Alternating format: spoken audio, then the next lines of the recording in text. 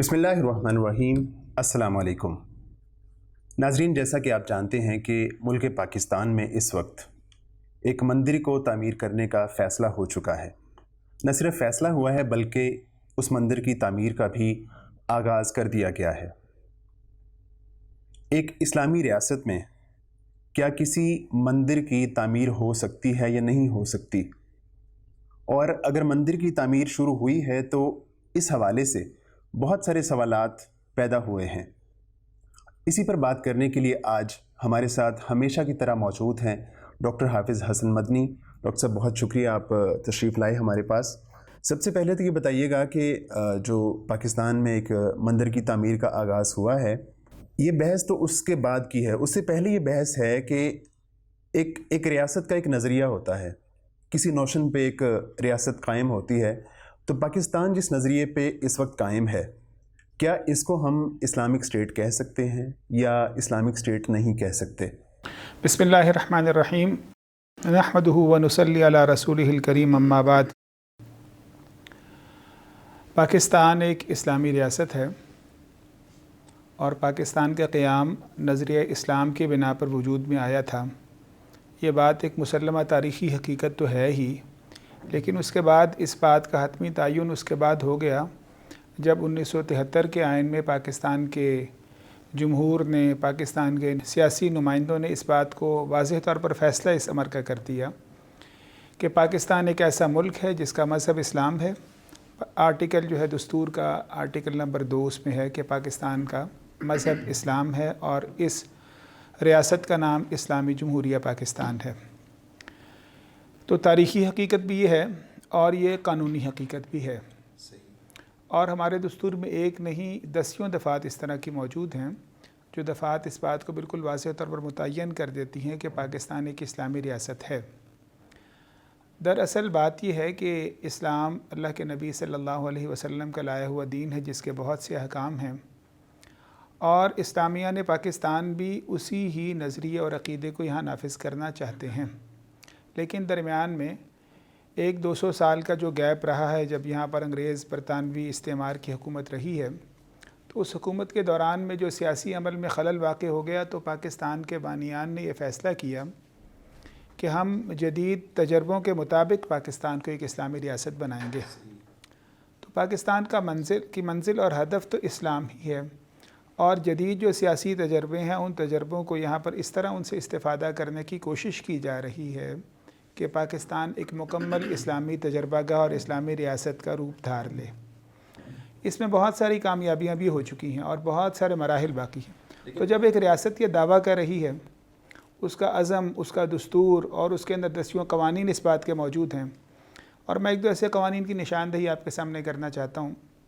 ख़ास तौर पर पाकिस्तान में जब भी कोई वज़ीर आज़म या सदर बनता है तो पाकिस्तान में जो दस्तूर का आर्टिकल नंबर 42 है उसके तहत वो हलफ उठाता है, और हलफ में ये बात वजाहत के साथ वो यकीन दहानी करवाते हैं कि हम पाकिस्तान में नज़रिया इस्लाम के फ़रोग़ की जद्दोजहद को जारी रखेंगे।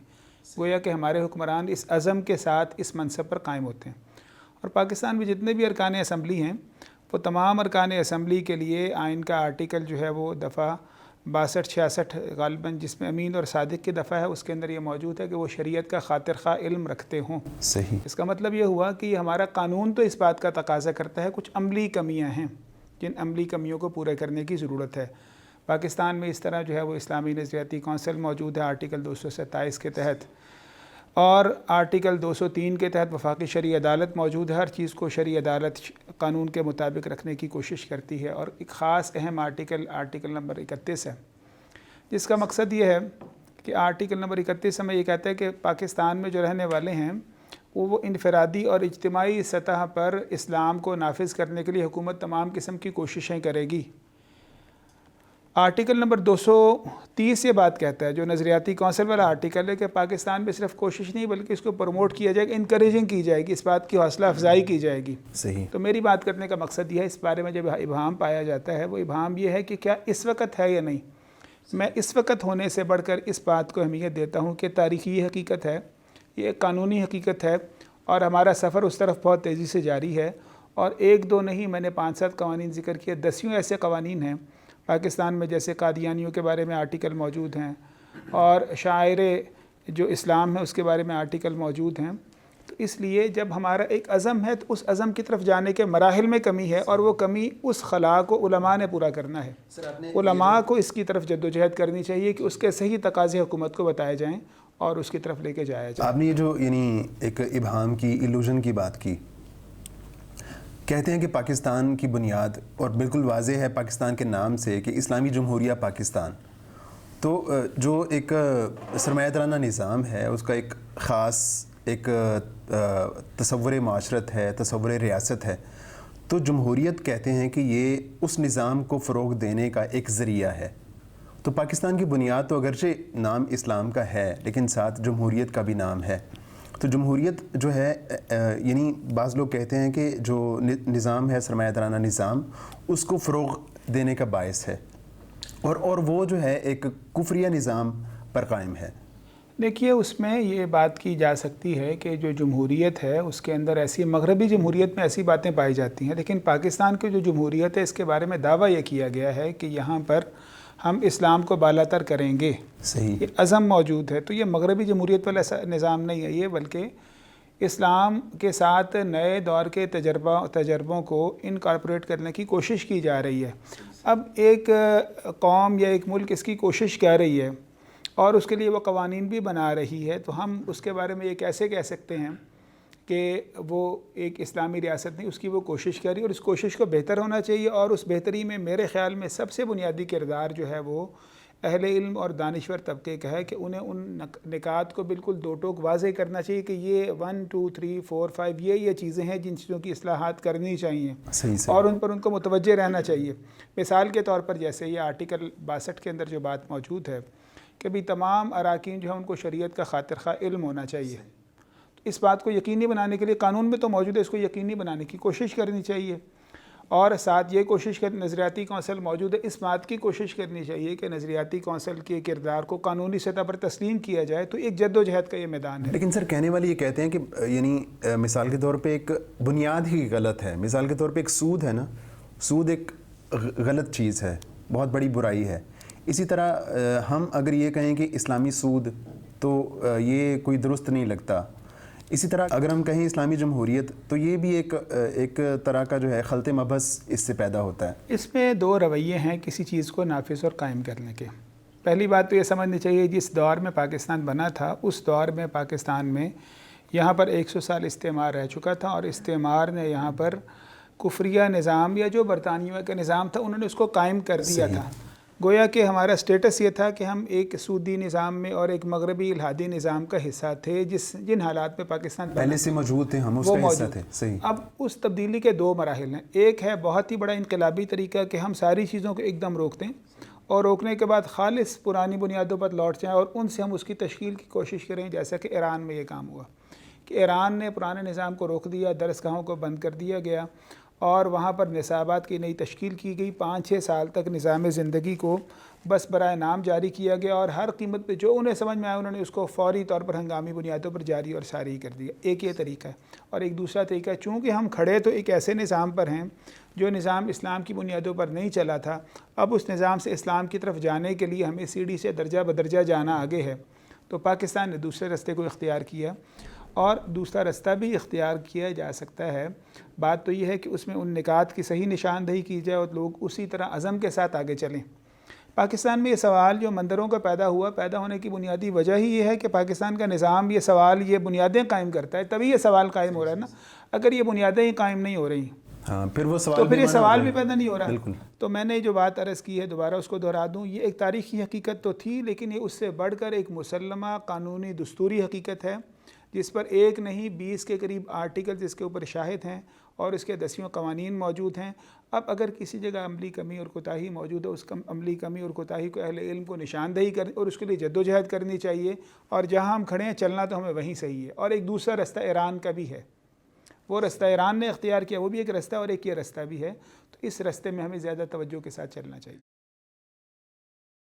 ملک پاکستان میں بہت سارے نان مسلم رہتے ہیں، تو کیا ایک پاکستان جیسے ملک میں ایک جو نان مسلم شہری ہیں ان کے لیے مندر تعمیر کیا جانا کہ یہ درست ہے یا نہیں ہے؟ جب ہم یہ دعویٰ کرتے ہیں کہ پاکستان ایک اسلامی ریاست ہے اور یہاں پر قرآن و سنت جو ہے ان کے خلاف کوئی قانون نہیں بنے گا، تو ہمیں اس کے لیے جدوجہد کرنی چاہیے اور اسلامی شریعت اور ان کی تفصیلات کو بہتر طور پر سمجھنا چاہیے، دلائل کے ساتھ، بصیرت کے ساتھ سمجھنا چاہیے۔ تو جہاں تک اسلامی شریعت سے ہم یہ سمجھتے ہیں تو اسلام ہمیں یہ بات بتاتا ہے کہ اسلام میں غیر مسلموں کو بہت سے حقوق حاصل ہیں اور غیر مسلم جو ہے ان کے ساتھ ہمدردی بھی کی جا سکتی ہے، ان کے ساتھ نیکی بھی کی جا سکتی ہے۔ نبی صلی اللہ علیہ وسلم ان کی عیادت بھی کیا کرتے تھے۔ اللہ کے نبی صلی اللہ علیہ وسلم جب غیر مسلموں کے میت گزرا کرتی تو اس کے احترام میں کھڑے بھی ہو جاتے تھے، صحیح، اور یہ ساری مسلمانوں کی روایات ہیں۔ اور غیر مسلموں کو زکوٰۃ سے بھی تالیف قلبی کے طور پر رقم بھی دی جا سکتی ہے۔ تو غیر مسلموں کے لیے اسلام نے جتنے حقوق رکھے ہیں وہ کسی بھی اور مذہب سے زیادہ، کسی اور نظام سے زیادہ ہمارے پاس موجود ہیں۔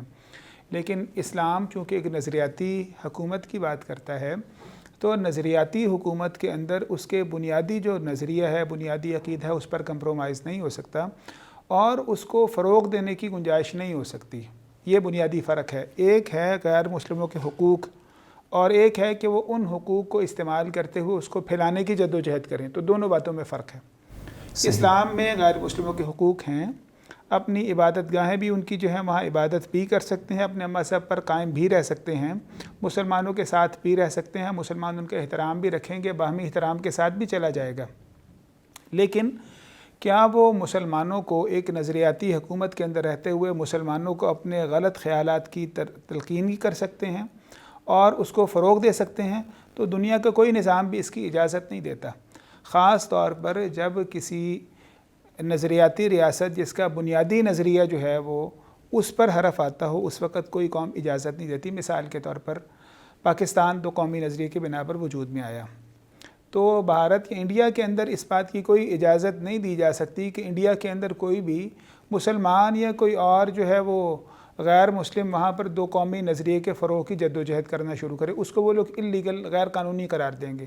روس کمیونزم کے بنا پر وجود میں آیا، تو روس میں کمیونزم کے خلاف جو ہے وہ سرمایہ داریت کے فروغ کی اجازت نہیں دی جا سکتی۔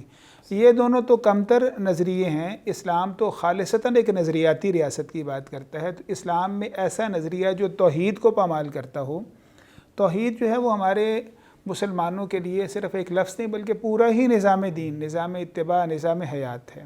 صحیح، توحید کا مطلب یہ ہے اللہ کی معرفت کے بعد اللہ کے رسول صلی اللہ علیہ وسلم کی اطاعت کرنا اور ان اللہ کی اطاعت میں کسی اور کو شریک نہ کرنا۔ تو تمام دین کے احکام وہ توحید ہی ہیں۔ تو نظریہ توحید جس کے اوپر پورا اسلام قائم ہے، اور پاکستان کا دستور بھی یہ بات کہتا ہے کہ پاکستان کا مقصد جو ہے وہ اللہ کی حاکمیت کو قائم کرنا ہے، گویا کہ یہ ہمارا نقطہ ماسکہ بنیادی نقطہ ہے۔ اس بنیادی نقطے کے خلاف ایسی دعوت جو اس بنیادی نقطے کو اس میں کمی لانے کی کوشش کرے، تو اس کی اجازت پاکستان میں نہیں ہے، جو توحید کے خلاف جو ہے وہ لوگوں کو دعوت دے۔ تو میں نے بات یہ کہی ہے کہ غیر مسلم اپنے مذہب پر قائم رہ سکتے ہیں اور عبادت بھی کر سکتے ہیں، اپنے قانون پر بھی ایک خاص حد تک، اپنے پرسنل لاء میں وہاں پر بھی ان پر بھی چل سکتے ہیں، لیکن وہ مسلمانوں کو اس بات کی دعوت نہیں دے سکتے۔ ایک سادہ سی مثال اس کی یہ سمجھ لیں، مثال کے طور پر غیر مسلم یہاں رہتے ہوں، شراب پی سکتے ہیں، لیکن باقی مسلمانوں کو یہ نہیں کہیں گے بھی تم بھی شراب کے لیے بورڈز لگا دیے جائیں کہ سب لوگ شراب پیا کریں۔ تو آپ اندازہ کریں کہ شراب کو پینا ایک علیحدہ بات ہے، شراب پینے کی دعوت دینا ایک دوسری بات۔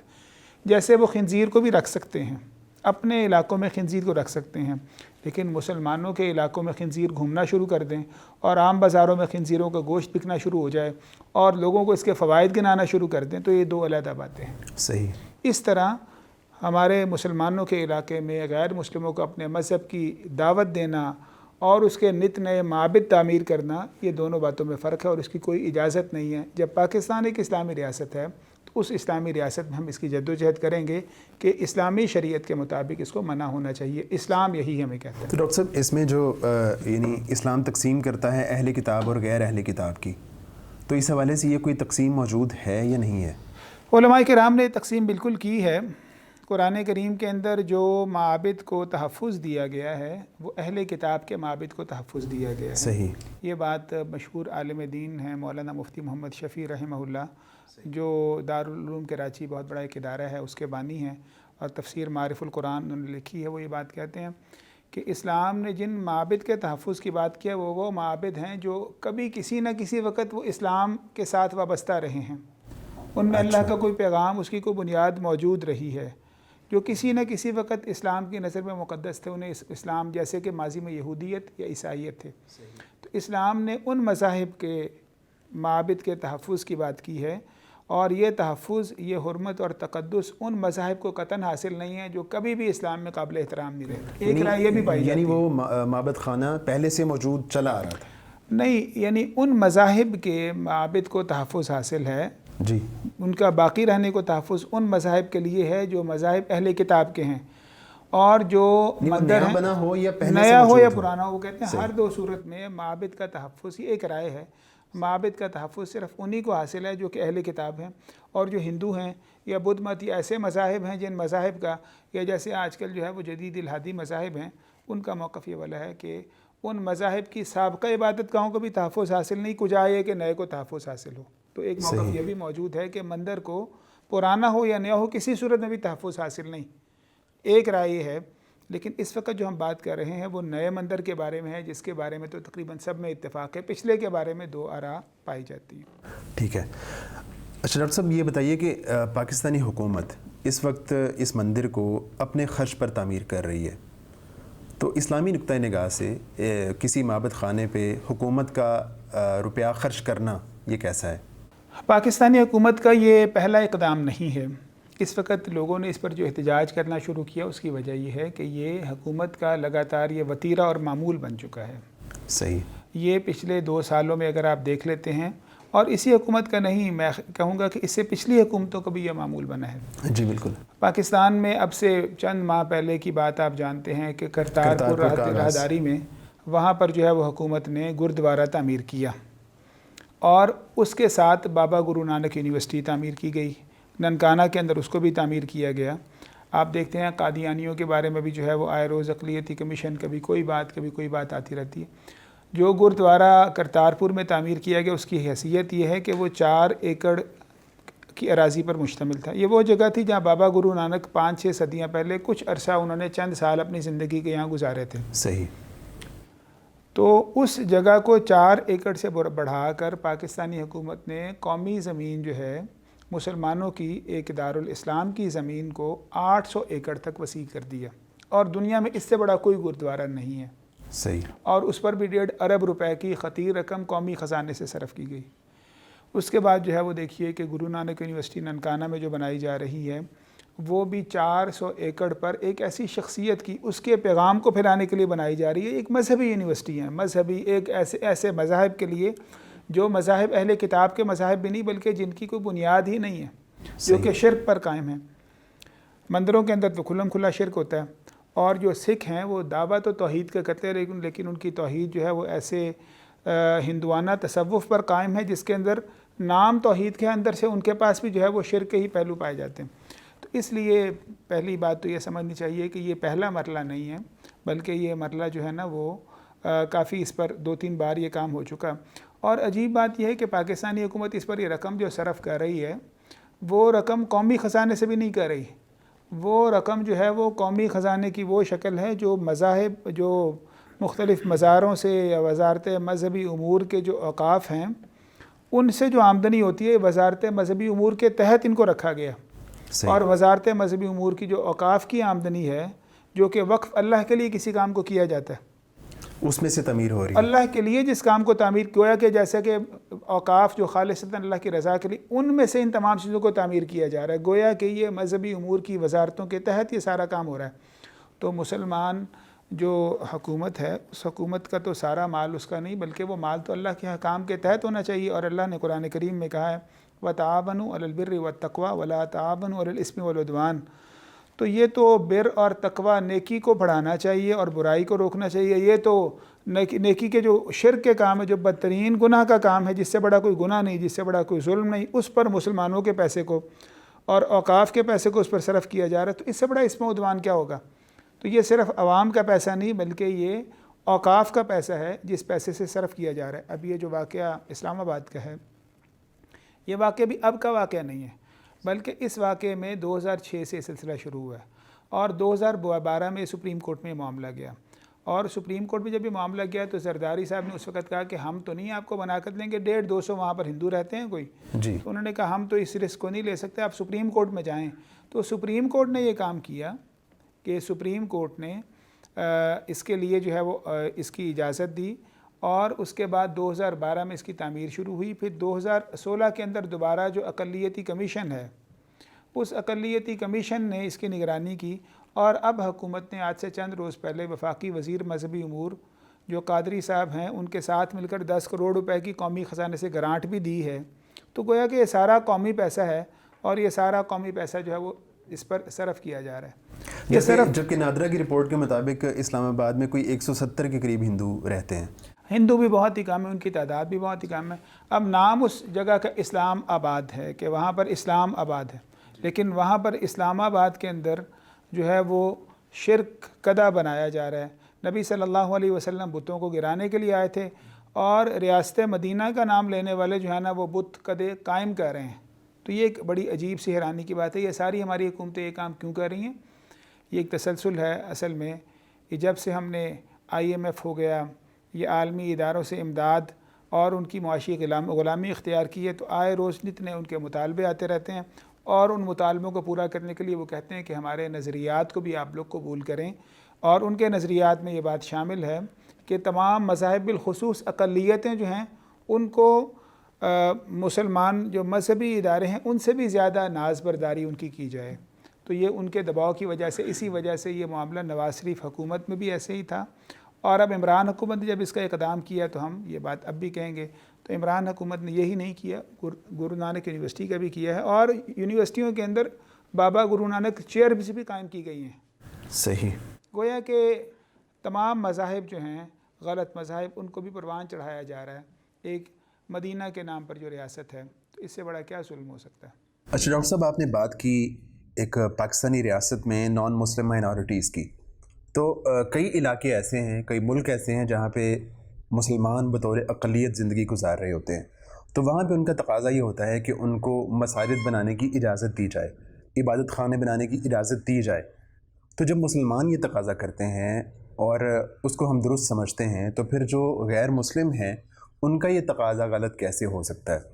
اس سلسلے میں جو بنیادی چیز جس سے ہم دونوں کے درمیان میں فیصلہ کن جس کو سمجھ سکتے ہیں وہ یہ ہے کہ یہ دو علیحدہ نظریے ہیں جن پر دو علیحدہ حکومتیں کام کرتی ہیں، وہ قائم ہوتی ہیں۔ اسلامی حکومت کا بنیادی یہ ایک نظریاتی حکومت ہوتی ہے، اور باقی جتنی حکومتیں وہ ساری قومی حکومتیں ہوتی ہیں۔ لیکن سر ان کا ایک نظریہ تو ہوتا ہے ان کا بھی، یعنی چاہے وہ نظریہ کوئی بھی ہو، ان کا جو نظریہ ایسے ہی ہے، تو ان کا جو نظریہ ہے وہ نظریہ ہی تمام مذاہب کے درمیان میں ہر انسان کی مذہبی آزادی کو تحفظ دینے کا نظریہ، کہ جو بھی مذہب رکھتے ہیں وہ ان کا یہ نظریہ ہے کہ تمام کو مذہبی مساوات ملنی چاہیے۔ یہ نظریہ اس وقت جتنی ریاستیں، قومی ریاستیں، وہ شہریوں کی حقوق کی بات کرتی ہیں، اور نظریاتی ریاست جو اسلامی ریاست ہے یا اسلامی حکومت ہے وہ مسلمانوں پر مشتمل ہوتی ہے، اور اس میں غیر مسلموں کو رہنے کی اجازت ہوتی ہے۔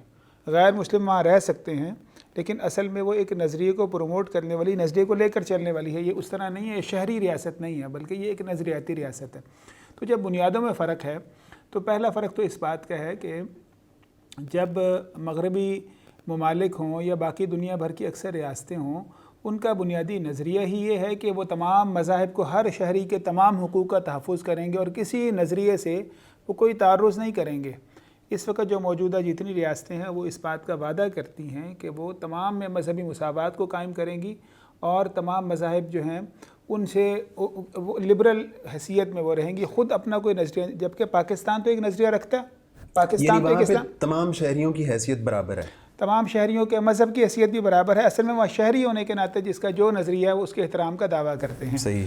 ان کا جب نظریہ ہی ہم سے مختلف ہے، ہمارا نظریہ ہی مختلف ہے، تو ایک تو اس بات کی وضاحت یہ والی ہے کہ جب ہم ان سے مطالبہ کرتے ہیں کہ آپ ہمیں یہ حق دیں، تو یہ اس بنا پر ہے کہ ان کا کلیم یہ والا ہے۔ صحیح۔ اگر یہ دعویٰ فرض کریں، انڈیا یہ دعویٰ کر دے کہ یہ ایک ہندو ریاست ہے اور یہاں صرف ہندوؤں کے حقوق کا تحفظ ہے، ان کو ترجیح دی جائے گی، یہ کلیم اس بات کا کرتے ہیں، تو وہاں ہمارا یہ دعویٰ ختم ہو جائے گا۔ جبکہ انڈیا کا اصولی دعویٰ، اس کے دستور میں دعویٰ یہ ہے کہ وہ ایک سیکولر ملک ہے۔ صحیح۔ جب وہ ایک سیکولر ملک ہے اور وہ کلیم کرتا ہے کہ تمام مذاہب کو یہاں آزادی ہوگی، تو وہاں یہ حق، یہ دعویٰ کرنا، یہ مطالبہ کرنا ہمارا حق ہوگا۔ ایک تو اس کا یہ سیاسی یا تکنیکی جواب یہ ہے. ایک اور جواب یہ ہے کہ وہ تمام ریاستیں جو بھی موقف رکھیں، ان کی حکومتیں یا ان کے افراد جو بھی موقف رکھیں، وہ موقف رکھنے میں آزاد ہیں. انہوں نے کسی نبی کی اتباع، کسی نبی کی غلامی یا اس کی رسالت کا اقرار نہیں کیا، تو ان کے پاس ہر بات کی گنجائش ہو سکتی ہے. جو ان کی اکثریت کہتی ہے وہ اس بات کو تسلیم کرتے ہیں. ہم تو اللہ کے نبی صلی اللہ علیہ وسلم کے پیروکار اور مسلمان ہیں. ہم یہاں سے نہیں دیکھتے کہ جی یہ ہمارے میں سے اکثریت کا موقف کیا. ہم دیکھتے ہیں ہم نے نبی صلی اللہ علیہ وسلم سے ایک معاہدہ کیا ہے اور ہمارے نبی نے ہمیں کیا ہدایت دی ہے. اب اس کا عملی مثالیں دیکھ لیں. مثال کے طور پر ہم مسلمان جو ہیں وہ شراب نہیں پیتے اور نہ شراب کی دعوت دیتے ہیں کیونکہ، اور نہ اس کو گوارا سمجھتے ہیں کیونکہ ہمارے نبی صلی اللہ علیہ وسلم نے اس کو جو ہے وہ ناپاک قرار دیا. اب غیر مسلم جو ہیں اگر وہ شراب پیتے ہیں تو ان کا یہ جواز ہو، چونکہ ہمارے ہاں شراب جائز ہے، اب آپ بھی شراب کو جائز کر دیجئے. اسی طرح ہمارے دین کے اندر ہمارے نبی صلی اللہ علیہ وسلم نے ناجائز تعلقات سے منع کیے. اب غیر مسلم تو ناجائز تعلقات رکھتے ہیں، وہ کہ چونکہ ہمارے ہاں رضامندی کے ساتھ جو ہے وہ بدکاری جائز ہے، اس لیے آپ کے پاس بھی جائز ہونی چاہیے، تو اس کی کوئی حیثیت نہیں ہوگی. ہمارے دین نے یہ بات کہی کہ جو اسلام میں آیا اس کو، اسلام کو چھوڑے گا تو اس کو ارتداد کی سزا ملے گی. غیر مسلموں کے پاس مذہبی آزادی کا مطلب یہ والا ہے کہ اس دین میں جائیں، اس دین میں جائیں، اس دین میں جائیں. تو ان کے اس نظریے کی بنا پر کیا ہم اس بات کے پابند ہیں کہ ہم بھی مذہبی ارتداد جو اس کی سزا کو ختم کر دیں؟ غیر مسلم اپنے انبیاء کی توہین کرتے ہیں، ہم اپنے نبی صلی اللہ علیہ وسلم کا احترام کرتے ہیں. تو اس کا مطلب یہ ہے کہ ان کے جو بھی نظریے ہوں گے وہ نظریے ان کے نظریے، کیونکہ ان کا کوئی دین، کوئی ایمان، وہ اس اسلام کی سعادت سے، اس نبی کی رسالت سے محروم ہے جو نعمت اللہ نے ہمیں عطا کی ہے. ہم نے ایک معاہدہ کر رکھا ہے، انہوں نے کوئی معاہدہ نہیں کیا، تو وہ جو بھی وعدہ جو بھی رکھنا چاہیں وہ آزاد ہوں گے. اس کا جواب وہ رب کو دیں گے، قیامت کے دن دیں گے، دنیا میں ان کا محاسبہ ہوگا. لیکن اس بات کے ہم مجاز نہیں ہیں، اور دوسرے کے ظلم کر لینے سے بھی ہمارے لیے ظلم کرنا جائز نہیں ہوتا. ہم ہر شکل میں دین کی اتباع کرنے کے پابند ہوتے ہیں. یہ اس کی دوسری وضاحت ہے. پہلی وضاحت میں نے آپ کے سامنے دونوں ریاستوں کی جو نظریاتی حیثیت کی کہ وہ شہری ریاستیں ہیں اور ہم نظریاتی حکومت کی بات کرتے ہیں. دوسری بات یہ کہی کہ وہ جو مرضی رکھ سکتے ہیں. ایک تیسری بات ہے، یہ بھی ایک مغالطہ ہے کہ ان کے ہاں پوری آزادی ہے. ایسے بھی نہیں ہے، ان کے ہاں پوری آزادی نہیں ہے.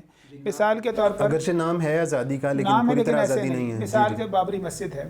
اب دیکھیے 600 سال سے مسلمانوں نے اس مسجد کو تعمیر کیا اور انہوں نے اس بات کی کمٹمنٹ کر رکھی ہے کہ ہم اس کو UN سے ان کے معاہدے اس بات کے ہو چکے ہیں اور وہ وہاں مسلمانوں کے حقوق کی بات کرتے ہیں. اس کے باوجود بابری مسجد کو انہوں نے اس طرح ڈھایا، سپریم کورٹ نے کہا کہ یہ سراسر ناجائز کام ہے، کام یہ غلط ہے. اس کے باوجود وہ کہتے ہیں کام تو غلط ہے لیکن ہم مسجد تعمیر میں مندر تعمیر کیا جائے گا. یہ سپریم کورٹ کا فیصلہ جو 9 نومبر کو آیا ہے.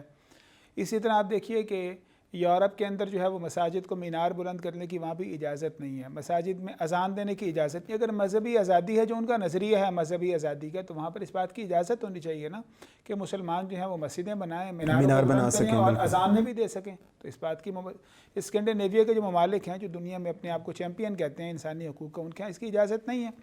آپ دیکھیے ہمارے جو اسلامی شاعر ہیں ان کے خلاف وہ ہیں.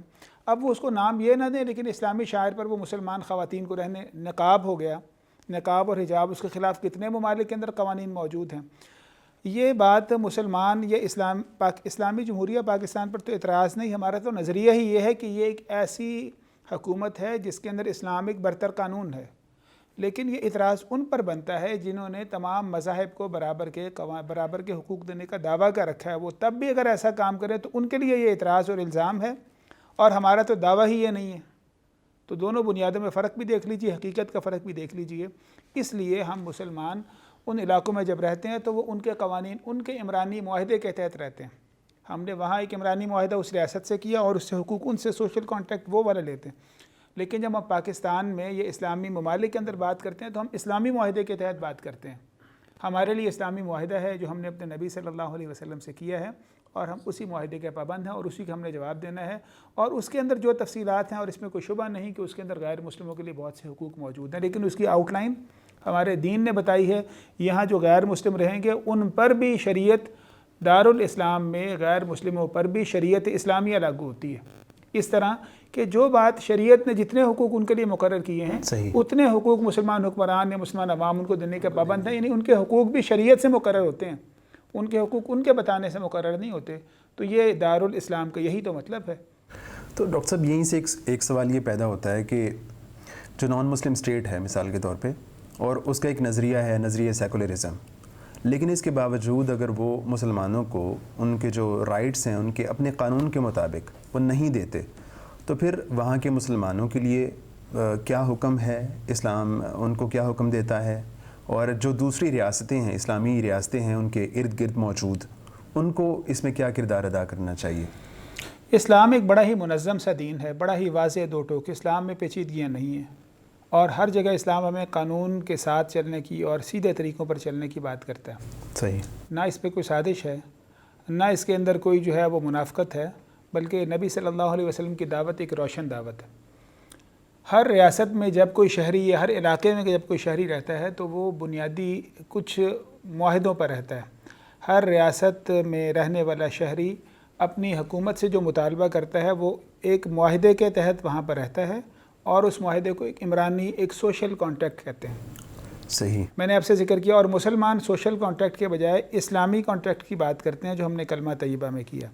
اب سوال یہ پیدا ہوتا ہے کہ جو سوشل کانٹریکٹ وہاں پر جن غیر مسلم ممالک کے اندر جو ہے وہ مسلمانوں نے ان سے کیا، جو دستور کے اندر موجود ہے، سوشل کانٹریکٹ کی ڈاکومنٹ بیسک دستور ہوتی ہے، جب وہ حق وہاں پر موجود ہے تو اس حق کے حصول کی انہیں جدوجہد کرنی چاہیے پوری شدت اور پوری قوت کے ساتھ، کیونکہ وہ قانون ان کا معاہدہ وہاں رہنے کا معاہدہ یہ ہے، ایک لکھی پڑی دستاویز یہ ہے کہ یہ ہے آپ کا حق اور اس حق کو آپ نے حاصل، ہم اس کو آپ کو دیں گے، اور انہیں اس کے لیے عدالتوں سے بات بھی کرنی چاہیے، اس کے لیے انہیں کوشش بھی کرنی چاہیے، جتنے بھی پرامن طریقے ہیں ان کو اس کو اختیار کرنا چاہیے، اور انہیں کہنا چاہیے کہ ہمارے ساتھ یہ زیادتی ہو رہی ہے۔ مثال کے طور پر جیسے کشمیر کے اندر ہے، تو اب کشمیر کے اندر ایک ان کا معاہدہ ہے، انڈیا کے اندر ہے ایک معاہدہ ہے، اب اگر وہاں مسلمانوں سے زیادتی ہو تو انہیں پوری اس کی جدوجہد کرنی چاہیے، کیونکہ ان سے معاہدہ اس بات کا کیا گیا۔ صحیح۔ تو جو چیز قانون کے اندر موجود ہے، اور جب کوئی ریاست یا کوئی بھی ادارہ یا کوئی فرد طاقت کی بنا پر کسی کے حقوق کو دبائے گا، تو باقی تمام لوگوں کا کام یہ ہے، انسانی عقل بھی یہ بات کہتی ہے، انہیں ان کی مدد کرنی چاہیے، یا انہیں کہنا چاہیے کہ یہ معاہدہ نہیں ہے، اگر یہ معاہدہ ہے تو اس معاہدے کے حقائق اس کو حقیقت پر لانا چاہیے۔ اور پاکستان میں جو ہمارا بنیادی معاہدہ ہے، ہماری ساری بات چیت جتنی شروع سے ہے وہ یہی ہے کہ پاکستان میں جب یہاں اسلام ایک اسلام ہمارا دین ہے، کتاب و سنت اور وفاقی شرعی عدالت، اسلامی نظریاتی کونسل وفاقی شرعی عدالت کو دستور پورے پر ایک بالاتری عطا کر دی گئی ہے، تو ہماری پوری جدوجہد اس بنا پر ہے، اور اسی بنا پر ہم بتا رہے ہیں کہ اس میں یہ چیزیں جو ہیں ہمارے دستور میں بعض ایسے اشارے ضرور موجود ہیں جہاں مذہبی آزادی کی بات کی گئی، لیکن ہم جب یہ کہیں گے کہ جو بالاتری جب انہیں زیادہ حیثیت بڑی دی گئی، اور بالاتری کی دلیل اس یہ ہے کہ پاکستان میں یہ ہے کہ کوئی بھی قانون کتاب و سنت کے خلاف نہیں بنایا جا سکتا، تو خلاف بنانے کا مطلب، اور شرعی عدالت نگران ہے، تو یہ دو کانٹیکسٹ یہ بتاتے ہیں کہ یہ بالاتری کے کانٹیکسٹ ہیں۔ اور ابھی پچھلے دنوں سپریم کورٹ کا فیصلہ ہوا ہے 2015 میں، اس 2015 کے فیصلے میں جسٹس عظمت سعید، جسٹس ایس خواجہ نے یہ بات کہی، انہوں نے کہا پورے دستور جو ہے اس کے اندر سے کسی ایک شق کو چھوڑ کر پورے دستور کے مزاج کے مطابق ہی فیصلہ کیا جائے گا، کسی ایک شق کے اوپر فیصلہ نہیں کیا جا سکتا۔ تو پاکستان میں یہ بالاتر قوانین ہیں، اور پورے دستور کا مزاج یہ ہے۔ ہمارے ملک کے نام میں جمہوریت بھی بعد میں آتی ہے، اسلام پہلے آتا ہے، تو ہماری جدوجہد تو قانونی بنیادوں پر ہے، اور اس کی ہم جدوجہد کرتے رہیں گے اور بتاتے رہیں گے کہ دستور کی اگر کوئی ایسی بعض چیزیں ہیں، جو چیزیں جو ہیں وہ کسی وجہ سے غیر مسلموں کے بارے میں ایسے حقوق کا تذکرہ آ گیا جو شریعت کے مطابق نہیں تھے، تو ہم وہ کہیں گے کہ دستور کی ان چیزوں کو بھی دستور کی ان دفعات کی روشنی میں ٹھیک کیا جائے۔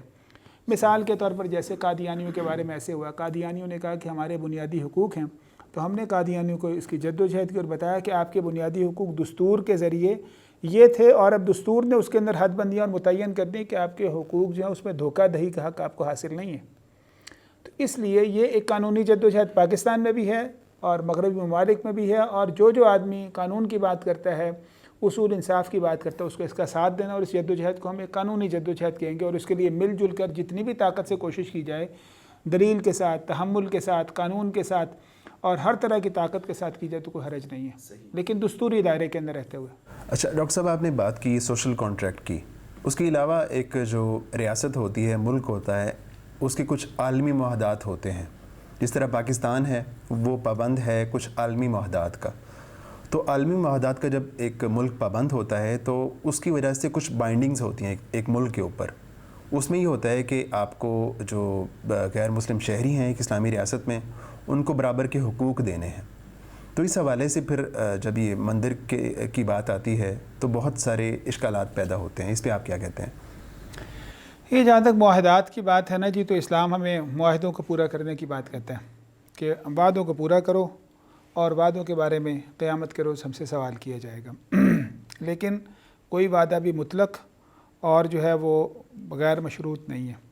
ان تمام وعدوں سے بڑا ایک وعدہ ہے جو وعدہ نبی صلی اللہ علیہ وسلم کی اطاعت کا اور اللہ کی توحید کا وعدہ ہے۔ یہ تمام معاہدے اسی بڑے معاہدے نے ہمیں کہا ہے کہ آپ نے ان معاہدوں کی پاسداری بھی کرنی ہے، تو ان تمام معاہدوں پر اس بڑے معاہدے کی نگرانی موجود ہے۔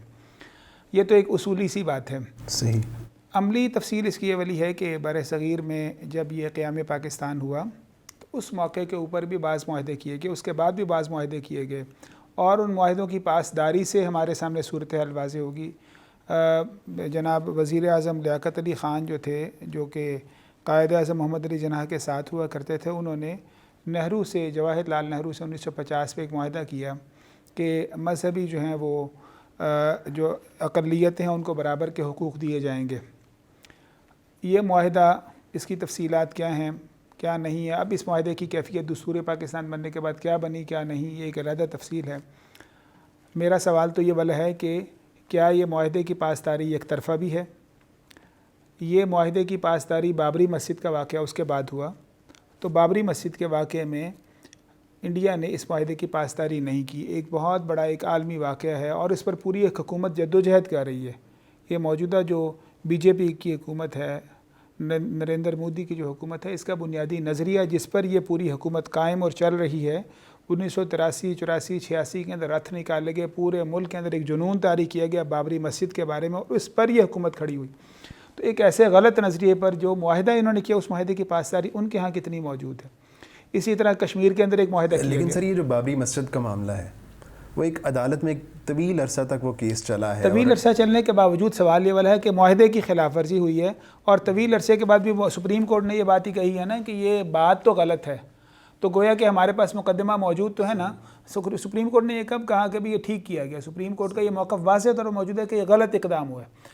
میں بات آپ سے یہ کہہ رہا تھا کہ کشمیر کے ساتھ ایک معاہدہ ہے ان کا، کشمیریوں کے ساتھ، اور اس معاہدے کے نتیجے میں کشمیر میں غیر کشمیری آباد نہیں ہو سکتے تھے۔ انہوں نے اس معاہدے کو چھوڑ دیا، دستوری جو تحفظ تھا اس کو انہوں نے خراب کر دیا، اور آج 8-10 مہینے سے وہ انہیں قید و بند کی مصیبتوں میں ڈال کر بیٹھے۔ ان کے معاہدوں کی کیا کیفیت ہے؟ ان کے جب معاہدوں کی یہ صورتحال ہے تو ہمیں دین کیا کہتا ہے؟ فرض کریں معاہدے پر دو تفصیلات ہیں، ایک معاہدہ اس پر شریعت کی نگرانی، میں اس کو بعد میں بیان کرتا ہوں۔ پہلا یہ ہے کہ جب کوئی دوسرا معاہدے کو توڑ دے تو ہمارا دین کیا کہتا ہے؟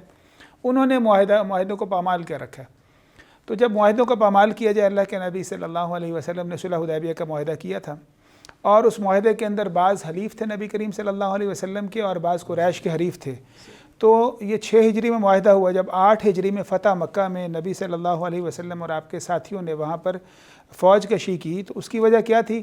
انہوں نے معاہدے کو چھوڑ دیا تھا، اور جو معاہدہ تھا جس کا ساتھ انہوں نے دینا تھا، وہ ساتھ کے سلسلے میں انہوں نے مسلمانوں کے ساتھ زیادتی کی تھی، اور جب انہیں اس بات کا علم ہوا تو ابو سفیان کو وہاں سے انہوں نے بھیجا اور کہا کہ کسی طرح مسلمان اپنے معاہدے پر ہی کاربند رہیں۔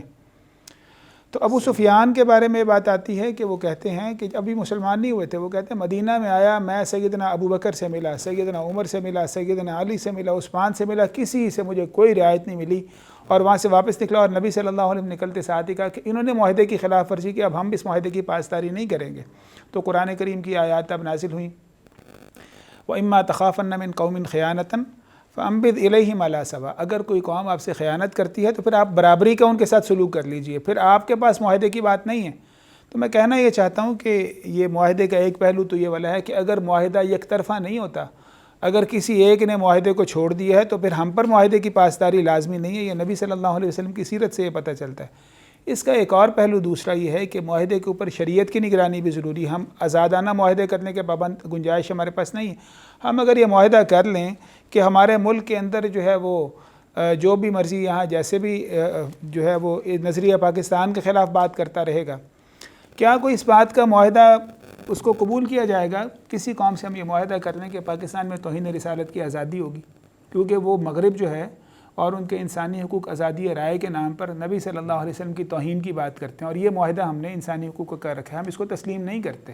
صحیح۔ تو مطلب یہ والا ہے کہ معاہدوں میں دو باتیں ہیں، ایک معاہدے کی خلاف ورزی، جب خلاف ورزی ہوگی تو خلاف ورزی کے بعد ہم پر اس کی پابندی ضروری نہیں ہے، اور دوسری بات ہے معاہدوں پر شریعت کی نگرانی.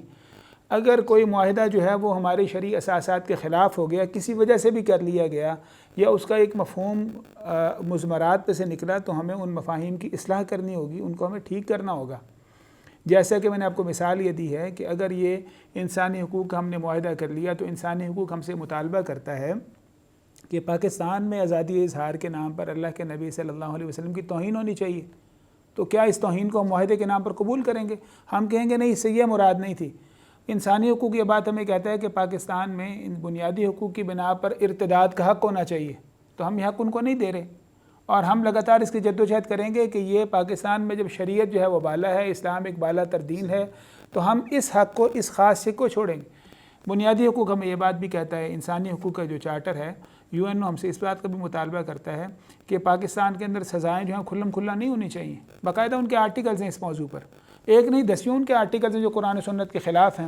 تو ہم اس کی جدوجہد کریں گے، اور جدوجہد کر کے ہم یہ ثابت کریں گے کہ ہمارے ملک کے اندر ایک نظریاتی ملک ہے، اور ہمارا ایک بڑا معاہدہ ہے، اس بڑے معاہدے کے اندر جن باتوں کی ہمیں گنجائش نہیں ہے، ہم اس کے مطابق ان معاہدوں کو ٹھیک کرنے کی پوری کوشش کریں گے. صحیح. تو یہ ہر لحاظ سے ایسے معاہدے جو ہیں یہ قابل اصلاح ہیں، یا کم از کم انڈیا کے ساتھ جن ممالک نے ان کی پاسداری نہیں کی، وہاں ہمارے لیے اس کی پاسداری کی گنجائش نہیں ہے. یعنی ہمارا پہلا اور حتمی وعدہ وہ اللہ تعالیٰ کے ساتھ ہے. بالکل. اچھا ڈاکٹر صاحب، یہ بتائیے گا کہ یہیں سے ایک سوال پیدا ہوتا ہے کہ قرآن میں اللہ تعالیٰ نے خود سورہ حج میں یہ فرمایا کہ جو ہے غیر مسلموں کے جو ایک اور بھی میں یہ چیز کا اضافہ کر لوں، ایک معاہدہ بہت ہی شروع میں تب ہوا جب قیام پاکستان ہوا نا، تب ایک بڑا بنیادی معاہدہ ہوا تھا. اس وقت انڈیا نے اس معاہدے کو چھوڑ دیا. معاہدہ یہ ہوا کہ پاکستان قائم ہوا 14 اگست 1947 کو. اس سے پہلے 11 جولائی کو پاکستان میں 11 جولائی کو بنیادی دستاویز لکھی گئی، جس کی بنیاد پر پاکستان کو آزادی ملی ہے. 14 اگست اور 15 اگست کو انڈیا کو جی ملی. بالکل. اس کے اندر اس معاہدے میں ایک طرف قائد اعظم محمد علی جناح موجود تھے، دوسری طرف سردار پٹیل تھے انڈیا کی طرف سے، اور بھی ایک دو لوگ اس طرح موجود تھے. 11 جولائی 1947 کو اس معاہدے میں یہ بات لکھی ہوئی تھی کہ جہاں پاکستان میں جتنے ہندو رہنے والے ہیں وہ یہیں پر ہی رہیں گے، اور ان ہندوؤں کی ملکیتوں کو کچھ نہیں کہا جائے گا، اور یہاں پر یہ آزادانہ زندگی، اقلیتوں کو آزادانہ زندگی کا موقع ملے گا. اور انڈیا کے اندر جتنے مسلمان رہتے ہیں وہ تمام وہی رہیں گے، ان کو کوئی مشکلات پیش نہیں آئیں گی. لیکن عملاً آپ دیکھتے ہیں جب قیام پاکستان ہوا تو پھر اس کے بعد یہ معاہدہ کہاں چلا گیا؟ مسلمانوں کے ساتھ کتنا بدترین ظلم ہوا. قیام پاکستان سے پہلے مسلمانوں میں کوئی قتل و غارت نہیں ہوئی، کوئی شہادت نہیں ہوئی، بہت چند ایک ملیں گی، لیکن ساری کی ساری شہادت، اور وہ شہادت کی تعداد 40 سے 50 لاکھ کے درمیان ہے. تاریخ میں ہجرت اس سے بڑی خون خار ہجرت کوئی نہیں ہوئی، اس سے پہلے نہیں ہوئی. بالکل اس سے پہلے نہیں ہوئی. اور وہ ساری کی ساری مس مینجمنٹ تھی، اس معاہدے کی خلاف ورزی تھی. جو معاہدہ جو ہے وہ 11 جولائی کو کیا گیا تھا، اور وہ سارے مسلمان وہاں سے یہاں ہجرت کرتے ہوئے درمیان میں یہاں پر ان کو قتل و غارت کی گئی، اور خواتین 80,000 خواتین ان کے ساتھ زیادتیاں کی گئیں. اور اس کے ساتھ جو ہے وہ جو وہاں رہنے والے تھے دلی کے اندر اور مختلف ملکوں اور شہروں کے اندر، وہاں ان کے ساتھ جو سماجی ان کے ساتھ ظلم کیا گیا. تو معاہدہ کہاں چلا گیا؟ میں کہنا چاہتا ہوں پھر وہ معاہدہ اس کی حیثیت کوئی نہیں رہ گئی. نتیجہ کیا نکلا کہ پھر بعد کی حکومتوں نے یہاں پر کلیم کیے گئے، کلیم کر کے جس کی وہاں زمین تھی یہاں کی حکومت نے اس کو دی، اور یہ بنیادی معاہدے کی خلاف ورزی تھی. تو گویا کہ اس معاہدے کو غلط کس نے کیا تھا؟ تب بھی اس کو انڈیا نے غلط کیا تھا. تو معاہدے غلط اگر ایک طرف سے کیے جائیں اور ہم اکیلے ہی معاہدوں کے پاسداری کرتے رہے، تو یہ باتیں ساری کی ساری جو ہیں وہ اسلام اس کا بھی ہمیں شکل بالکل واضح بتاتا ہے. تو یہ معاہدے جو ہیں وہ پوری تفصیلات کے ساتھ ہیں، اور دونوں کے اوپر اس کی برابر کی پابندی ضروری ہے. ٹھیک ہے ڈاکٹر صاحب، ایک رائے موجود ہے وہ یہ کہ ایک اسلامی ریاست میں غیر مسلموں کے معبد خانے ان کو تعمیر ہونے کی اجازت ہونی چاہیے ہے، اور ایسے لوگ استدلال کرتے ہیں سورہ حج کی ایک آیت سے کہ اللہ تعالیٰ نے جو غیر مسلموں کے معبد خانے ہیں ان کو تعمیر کرنے کی خود اجازت دی ہے. تو اس پہلو سے جب ہم کہتے ہیں کہ ان کو اجازت نہیں ہے تو ہم کس بنیاد پہ یہ بات کرتے ہیں؟ قرآن کریم کی یہ مشہور آیت ہے جس آیت کے اندر جو ہے وہ غیر اقوام کے جو عبادت خانے ہیں نا ان کے تحفظ کی بات کی گئی ہے. وہ قرآن کریم غالباً سورۃ الحج میں ہے، وَلَوْلَا دَفْعُ اللَّهِ النَّاسَ بَعْضَهُمْ بِبَعْضٍ لَهُدِّمَتْ صَوَامِعُ وَبِيَعٌ وَصَلَوَاتٌ وَمَسَاجِدُ يُذْكَرُ فِيهَا اسْمُ اللَّهِ كَثِيرًا. اگر اللہ تعالیٰ لوگوں کو ایک دوسرے سے دور کرنے والا نہ ہوتا تو اس سے لہدمت صوامع و بیعون، یہ دونوں عیسائیوں کی عبادت گاہوں کے نام ہیں. کوئی انفرادی عبادت گاہیں ہیں، کوئی اکٹھی عبادت گاہیں ہیں. تو پھر یہ عبادت گاہیں تباہ ہو جاتی ہیں، مسجدیں تباہ ہو جاتی ہیں. اللہ نے ایک نظام رکھا کہ اللہ نے لوگوں کو مختلف کو طاقتیں رکھیں اور لوگ ایک دوسرے کا سامنا کرتے رہے، اس وجہ سے عبادت گاہیں محفوظ رہیں. تو اس سے بعض لوگ یہ استدلال کرتے ہیں کہ عبادت گاہوں کو تحفظ دیا گیا. تو یہ بات بالکل درست ہے. ایک ہے عبادت گاہوں کا تحفظ، اس آیت میں ہے لہدمت صوامع، ان کو منہدم وہ کر دیے جاتے. تو دو باتوں میں فرق کرنے کی ضرورت ہے. ایک ہے عبادت گاہوں کا انہدام سے تحفظ، اور ایک ہے نئی عبادت گاہ بنانا. اس آیت میں یہ قطعاً ذکر یہ نہیں ہے کہ انہیں نئی عبادت گاہیں بنانے کی اجازت ہوتی، بلکہ اس آیت میں ہے پرانی عبادت جو گاہیں پہلے سے موجود ہیں، جو پہلے سے ان کو انہدام سے تحفظ کی بات ہو رہی ہے. تو اس لیے پہلی بات تو اس آیت سے نئی کسی بھی عبادت خانہ کسی بھی قوم کے بنانے کی کوئی دلیل نہیں ملتی، اور شریعت میں اس کی کوئی بھی دلیل نہیں ہے. اس آیت میں یہ دلیل ضرور موجود ہے کہ جو پہلے عبادت گاہیں موجود ہوں گی ان عبادت گاہوں کا تحفظ کیا جائے گا. اور یہ میں آپ سے ذکر کر چکا ہوں، یہ دو باتیں فرق ہیں. غیر مسلموں کے اوپر مذہبی جبر نہیں، اپنی عبادت گاہوں میں وہ رہ سکتے ہیں اور ان کو عبادت گاہوں کا تحفظ ان کو دیا جائے گا. تو ڈاکٹر صاحب یہیں سے پھر تو اگلا ایک بات تو یہ ہوئی نا کہ عبادت گاہوں کے تحفظ. اب مسلمانوں میں جو ہے وہ عبادت گاہیں کی اجازت کیوں نہیں ہے؟ اس کی وجہ یہ والی ہے کہ اسلام نے حاکم کی بنیادی ذمہ داری یہ قرار دی ہے کہ حاکم جو ہے وہ معروف کا حکم دیتا ہے اور منکر سے روکتا ہے. قرآن کریم کی آیت ہے الذین ان مکناہم فی الارض اقاموا الصلاۃ وآتوا الزکاۃ وامروا بالمعروف ونہوا عن المنکر. جب زمین میں مسلمانوں کو اقتدار ملے گا تو وہ نماز کی بات کریں گے اور زکوٰۃ کا نظام لائیں گے. زکوٰۃ کا نظام سوشل جسٹس کے لیے، غریب جو ہے وہ باقی نہیں رہے گا. پہلے ہے اللہ کی بندگی کریں گے اور لوگوں کے درمیان میں غریب اور امیر کا تفاوت ختم کرنے کے لیے زکوٰۃ کا نظام ہے. اور تیسری بات ہے معاشرے میں برائی کو نہیں پروان چڑھائیں گے. امروا بالمعروف ونہوا عن المنکر. تو یہ بہت بڑا منکر، سب سے بڑا منکر اس سے بڑا کیا ہو سکتا ہے کہ جب جہاں دعوت دی جائے کہ تم غیر اللہ کی عبادت کرو، لوگوں کو غیر اللہ کی بندگی کی طرف بلایا جائے، انہیں اطاعت چھوڑ کر شیطان کی بندگی کے لیے بلایا جائے، تو یہ سب سے بڑے منکر کی سنگین ترین شکل ہے. اس لیے دیگر مذاہب کی جو عبادت گاہیں ہیں ان کی دعوت کی ممانعت اسی بنا پر ہے کہ وہاں پر غیر اللہ کی دعوت کی عبادت دی جاتی ہے اور مسلمانوں کو ان کے دین سے دور کیا جاتا ہے. اور منکر کی تمام شکلیں جو ہیں وہ اس حاکم کا یہ فریضہ ہے.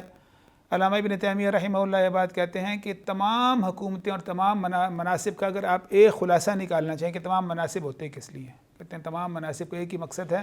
ان کا مقصد ہے برائی کا خاتمہ اور اچھائی کا فروغ. پھر یہ بات کہتے ہیں برائی کسے کہتے ہیں اور اچھائی کسے کہتے ہیں؟ کہتے ہیں برائی ہر وہ چیز برائی ہے جسے ہمارے نبی صلی اللہ علیہ وسلم روکا، ہر وہ چیز اچھائی ہے جس کا ہمارے نبی صلی اللہ علیہ وسلم نے حکم دیا یا اللہ تعالیٰ نے حکم دیا. تو اس کا مطلب یہ حاکم کا بنیادی فریضہ یہ ہے. حاکم کا بنیادی فریضہ توحید اور اللہ کی بندگی کو پروان چڑھانا ہے.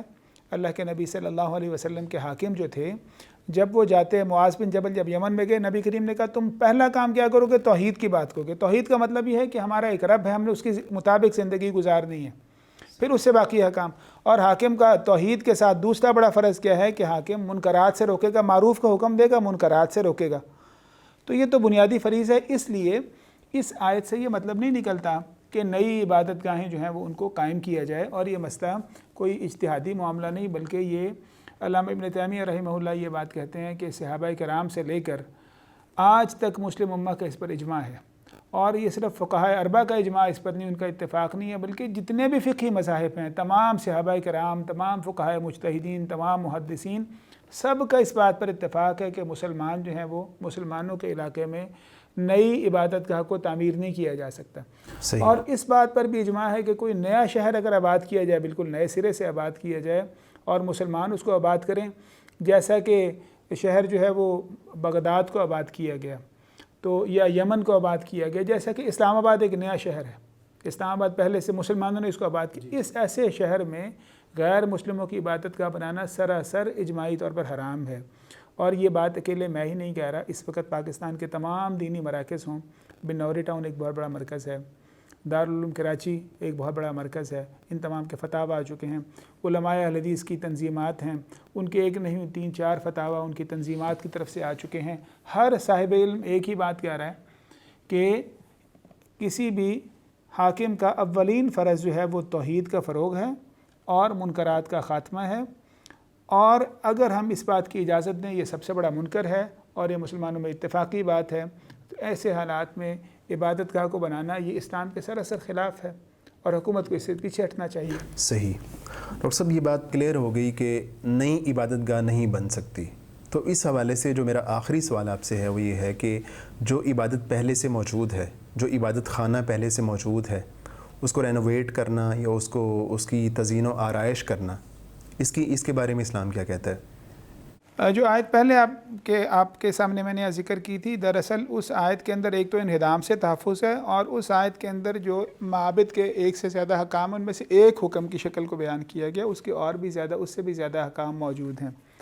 تو ہمارے دین کے اندر جو ہے وہ عبادت گاہیں جو ہیں ان کو اگر تو مسلمان جب بھی کسی علاقے پر جو ہے وہ ان کا غلبہ ہوگا تو مسلمان ان سے معاہدہ اس بات کا کریں، یہ چیز معاہدوں کے تحت ہے۔ عبادت گاہیں جو ہیں وہ بعض جگہ ان کا حکم ممانعت کا ہوتا ہے، بعض جگہ ان کا حکم تحفظ کا ہوتا ہے، بعض جگہ ان کا حکم بقا کا ہوتا ہے، اور بعض جگہ مصلحت کا ہوتا ہے۔ اس کی مختلف شکلیں ہیں، اور اس آیت کے اندر جو آیت پڑھی اس میں انہدام سے تحفظ کی بات تھی، اور جہاں جہاں معاہدہ اس شرط پر ہوگا، جب مسلمان کسی علاقے پر غلبہ حاصل کریں گے، اس غلبے کے بعد وہاں مسلمان ان سے یہ معاہدہ کر لیں کہ بھئی آپ اپنی عبادت گاہوں کو اندر سے تجدید اور تزئین کر سکتے ہیں، ان کو آپ محفوظ کر سکتے ہیں، تو یہ معاہدوں کے تحت ہے، اور مسلمانوں پر اپنے معاہدوں کی پاسداری کرنا ضروری ہے۔ اور اگر معاہدہ نہ کریں تو جیسا کہ اسلامی تاریخ کے اندر جب معاہدے نہیں کیے گئے تو پھر ان جگہوں پر مسلمانوں نے اجازت نہیں دی ان کو ان کی تجدید کی یا ان کی تزئین کی بھی۔ اصل میں اس کی ہر وہ شکل حرام ہے۔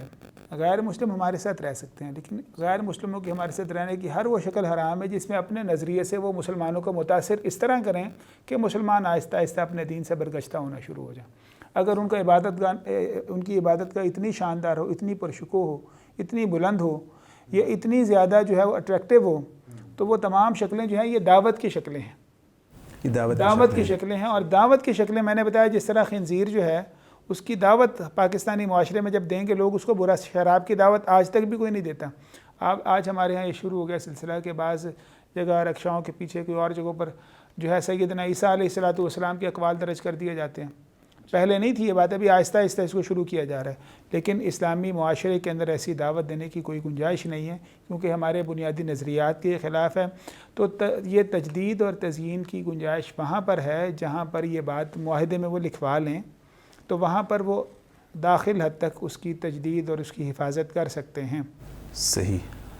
دراصل یہ حق جو ہے نا غیر مسلم جو ہیں ان کا یہ حق، اس کی اصل وجہ یہ ہے کہ غیر مسلم جو ہیں وہ ان کو مسلمانوں کے ساتھ رہنے کی اجازت ہے۔